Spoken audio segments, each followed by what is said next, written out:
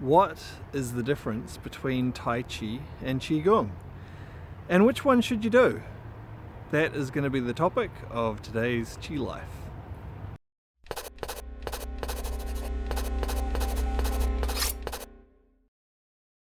So this is a pretty common question for people who are brand new to Qigong, and I'll use this, I guess, analogy often myself if I'm talking to someone who's never had anything to do with Qigong and just wondering what it's like. Is, I'll say, well, it's a bit like Tai Chi, because that's something that more people these days have had exposure to.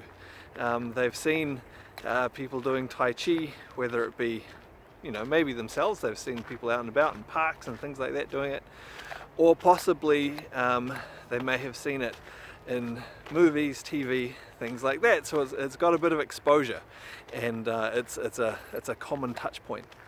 And there are a lot of similarities between Tai Chi and Qigong in how the practices look, and some of the purposes, some of the benefits. But there are some, well, I'm not going to say so much differences, but there's some specific things that it helps to understand about each of these two terms and what they describe, and that will help you to know what you're talking about, know what you're looking at, and also to choose for yourself what it is that you want to do. Perhaps I'll start with Tai Chi and what that is. So by no means would I call myself or consider myself an expert in Tai Chi. I have practiced bits and pieces of several different Tai Chi styles, but it's not something that I've dedicated a lot of my time to. I do know what it is though, and I know its history and so on, so I can talk about some of those basic things. So for a start, Tai Chi, in terms of what people commonly practice, is not actually the full name of that art. The full name is Tai Chi Chuan. And what does that mean? Well, Tai Chi means grand ultimate. That's a common translation. And the Chuan means fist. So grand ultimate fist. Sounds pretty cool, right? Kind of like the ultimate martial art. The Chuan lets us know that it is a martial art. There are other ways to translate the Tai Chi with the same meaning, but just using different words. So grand terminus fist doesn't sound quite as cool.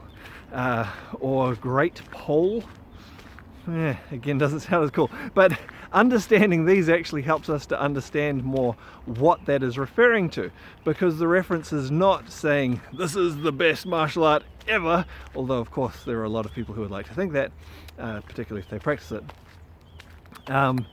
But it's referring to the transition between yin and yang. So that's what those poles or those terminuses are. It's about yin and yang. In fact, the famous yin-yang diagram, I might put one of those on screen now, a little bit of fanciness.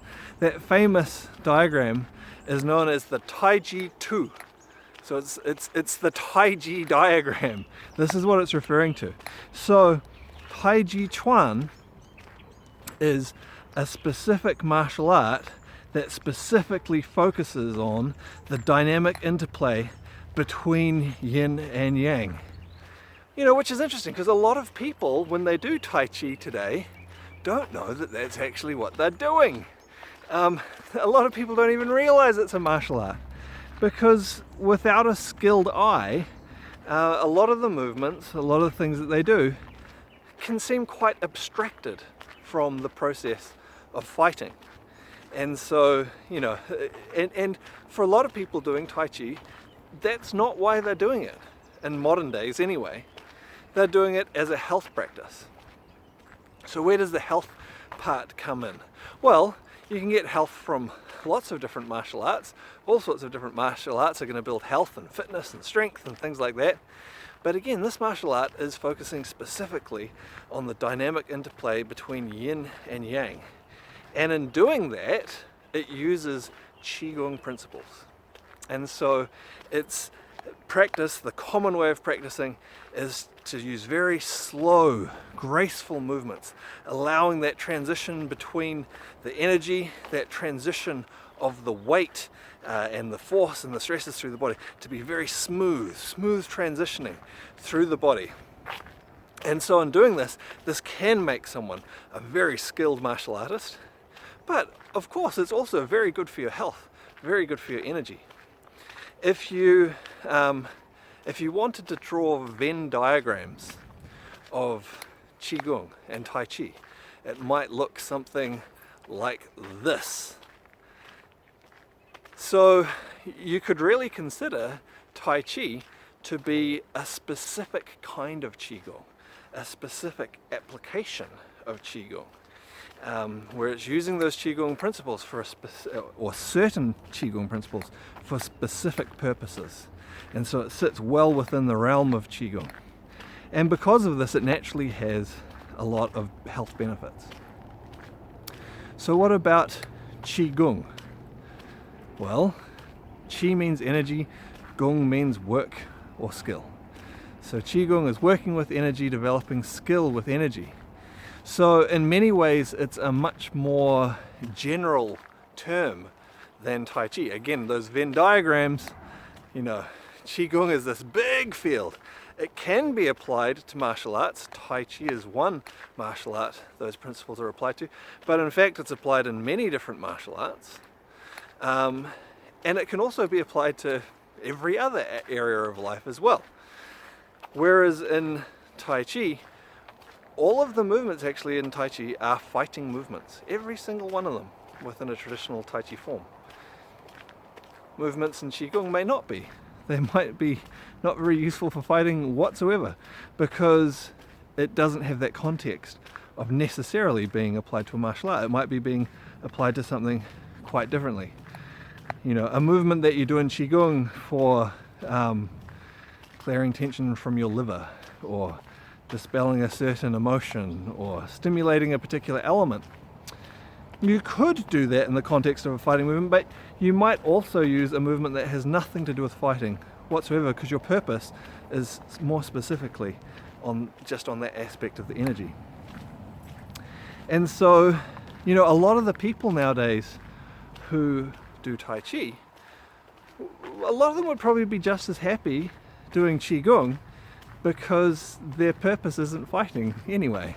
Their purpose is about health and well-being, and so if they choose the right Qigong practices, that's what they're focusing on, that will achieve their purposes very well. So what are some of the things that distinguish Tai Chi and Qigong from each other? Well, again, really there's a strong relationship. You don't really need to think of them as different, but in terminology, Qigong is going to embrace a much greater breadth of practice, some of which won't be about fighting.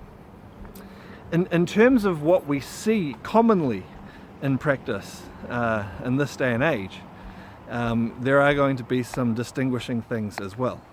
So Tai Chi, because it's a martial art, unless it's some kind of modified type of Tai Chi, is almost entirely going to be done standing up, because if you're fighting, most of the time you want to stay up and on your feet. Qigong, on the other hand, a lot of it is done standing up, but some of it may also be done sitting, may be done lying down, and in other positions as well. Tai Chi is going to specifically focus on this dynamic interplay between yin and yang. There are Qigong practices that are going to focus on that as well, but some of them are going to focus on quite different principles too. So you're going to see a much greater diversity of character in the movement in Qigong. A lot of it is going to be slow, but some of it may be more vigorous. It may have a different feeling to it than what we commonly see within Tai Chi. Also, typically, Tai Chi forms, now in recent times there have been some quite short Tai Chi forms made to make them easier to learn, but typically Tai Chi forms are quite long, quite involved, with a lot of fine detail to them. Qigong can have those characteristics as well, but quite commonly will involve shorter sequences. Sometimes just one movement, you know, that's a very short sequence, it's just one movement. Or short sequences of movements which are simpler to carry out as well, often without as many fine details. Because again, the focus is different. A martial art is a very complex thing in terms of all of the things you're trying to get to work well at the same time, both in your own body and energy and balance and where you're projecting and things within your body, and then also the dynamic interaction with another person. If you're not worrying about all of that and you're just focusing on something quite simple with your energy, well, you can use a much simpler, less detailed movement to accomplish that as well. So one of the things I think that people often really like about Tai Chi is that learning those long, intricate forms with all the details it can be quite a long pathway. And I think often people really enjoy almost the mystery of that, this long journey, this long path to go down to develop and refine. And I think that can be a really positive thing for a lot of people. Qigong, on the other hand, again, it can have that, particularly if you want to go into exploring all the different parts of Qigong. But also, it contains many things that you can learn very quickly in a short space of time, and then practice and apply to get the benefit of. So yeah, that's a little bit of a difference as well. Okay, so hopefully that's given you a little bit of insight into some of the differences, some of the similarities between Tai Chi and Qigong. Again, I don't think it's really right to say they're even different things in a way, but they're terms that are focusing on different areas of the same subject. Hopefully that might give you some ideas about what it is that you want to practice. And look, it doesn't have to be an either or choice by any stretch. It's very common for people practicing Tai Chi and in a Tai Chi class for them to do some non-Tai Chi Qigong practice as a way to prepare themselves, to work with their energy, to get themselves prepared before they move into their Tai Chi Chuan and focusing on learning those martial art forms. So yeah, you can certainly do both, but if you're looking for specific health benefits, you're probably more likely to find them within Qigong, or find practices that focus on those specific things within Qigong. If you're looking for something more general, that's generally going to improve your health, your balance, your coordination, or you know, your energy flow in a more general way, well, Tai Chi can be a wonderful path to go down. And of course, you know, you're learning a martial art at the same time as well. Or at least if you find the right teacher who can help you to understand the martial art aspect of it, you'll be learning a martial art as well. So I hope you enjoyed this vlog. I did actually write a blog about this topic as well. And I always, you know, these vlogs are really just talking about things as they come to mind, often as I'm walking around. So inevitably I cover some different things in the vlog than I do in the blog. If you're wanting some more details, I'll put a link in the description below so you can check that out. And other than that, of course, if you enjoyed it, please like, comment, subscribe, share, all those good things. Helps to help other people be aware of this channel. Maybe they'll find some useful things in it too. Alright, I look forward to seeing you in the next one.